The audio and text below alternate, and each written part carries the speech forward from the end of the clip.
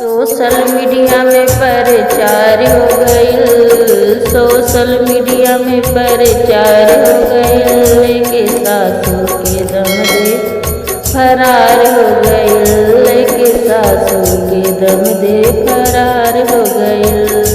Social media में प्रचार हो गईल, सोशल मीडिया में प्रचार हो गईल, लेके सासू के दम दे फरार हो गईल, लेके सासू के दम दे फरार हो गईल। बियाहवा से पहले नैना चार हो गईल, बियाहवा से पहले नैना चार हो गईल, लेके सासू के दम दे फरार हो गईल, लेके सासू के दम दे फरार हो गईल।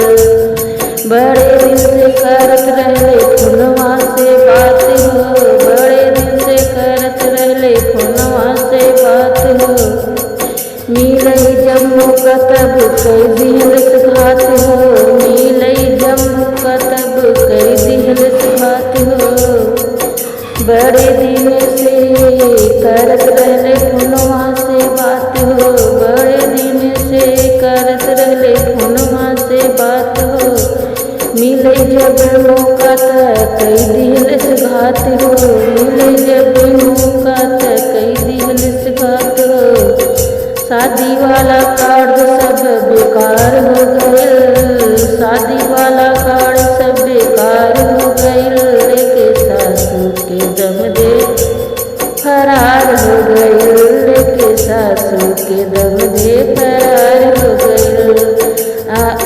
अरे अपने उमरिया के करे ना लिहाज हो, अपने उमरिया के करे ना लिहाज हो।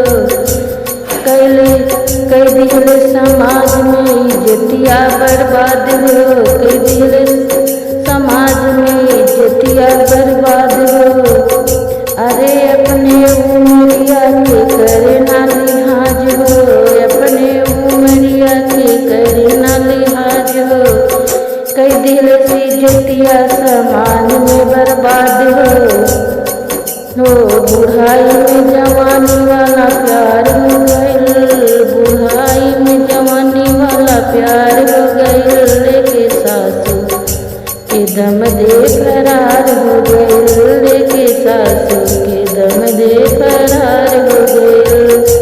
सोशल मीडिया पे प्रचार हो गईल, सोशल मीडिया में प्रचार हो गईल, लेके सासू के दम दे फरार हो गईल, लेके सासू के दम दे फरार हो गईल।